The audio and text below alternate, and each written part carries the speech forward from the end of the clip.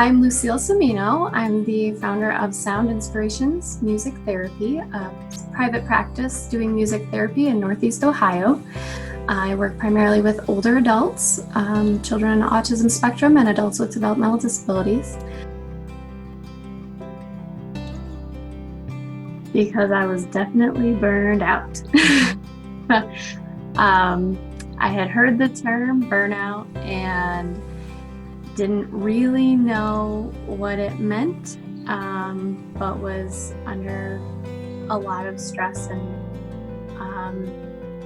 just kind of felt like I'm starting to not like what I do, but really I know I love what I do.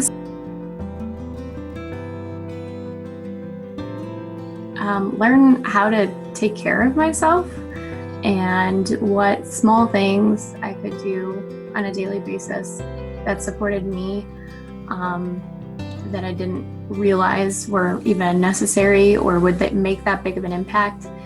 And taking care of myself in the most basic ways of like prioritizing getting enough sleep rather than staying up the extra hour to make that project that much better, you know? So kind of learning to prioritize myself and my health. And so that just already took care of like a whole slew of issues just personally. And then my work life, I guess for me, when I got my personal like health in line and was able to like decrease my stress in very basic ways, that allowed me to start like considering more about my work life. And I had like capacity to explore hope and having more options for what could be in my future, in my career. And so I made moves. I have a full-time caseload. I'm exploring options of how to grow if I want to grow beyond myself for the future. I mean, I actually already have a subcontractor, so I'm just, it's going really well. I've grown so much in confidence, personally and professionally, and I've started to learn and realize that I can do this. I am good at it, and this is sustainable when it's set up in a sustainable way. And it's not just like practical matters of business, but the self-care aspects of things too, because going through this course is not just like a one and done, like take a weekend course and you've just fixed your life. It's a journey.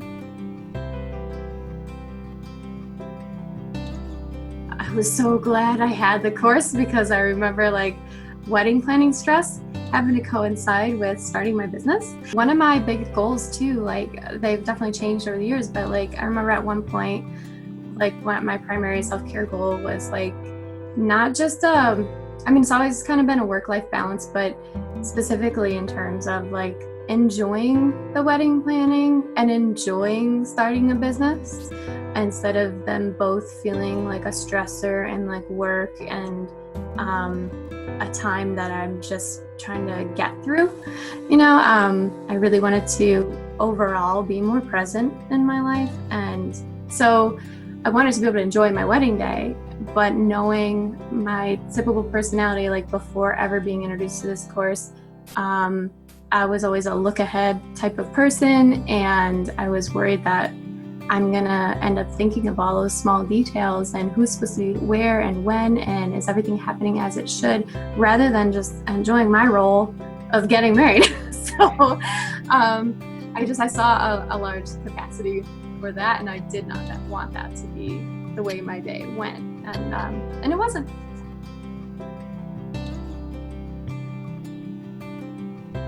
Time was like my primary wall, my block to feeling as though I could even take care of myself was like, I don't have the time. I don't even have time to get enough sleep. I don't have the time,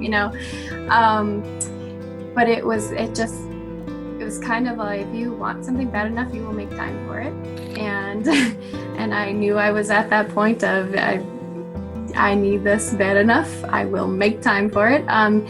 But also doing it in small and manageable amounts of time. And the course was set up so great because it was like each video was, it wasn't like, I don't even think they were an hour. They were very short, so it was very manageable to get through a small section at a time, and not feel like I had to do one or multiple hours worth of getting through this course at a time. So it's just kind of taking small sections and really dedicating a time to it. For me, part of that prioritizing was that it's literally on my calendar.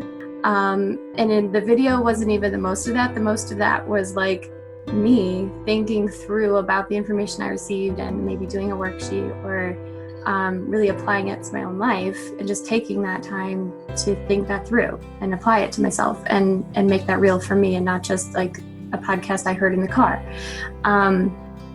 And that was like the work part of it.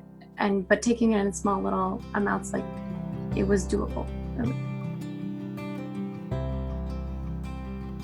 I think I kind of saw the whole course as like, for me, having started I've identified I'm burned out, and like kind of like knowing why, getting through that and like, okay, getting myself to a more neutral state of not burned out, and setting up a sustainable future. But then in that setting up sustainable future, that's where like that ongoing process goes of now I have these materials and I do still refer to them because different challenges come up, and it's easy to fall into old habits. And so it's kind of always a reinforcement of the things I learned in the course and applying them. So like you said, you live your most fulfilling life, not just a get out of the muck for one moment. I would say be kind to yourself.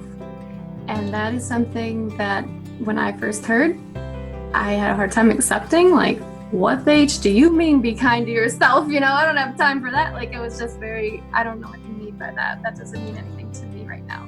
That's not practical. It's not helping, right? But be kind to yourself in that, like, practices of gratitude and of self-compassion. And there's just actually a lot in that small sentiment of being kind to yourself that is thoroughly delved into in this course. So I guess be kind to yourself and you'll find your way through it.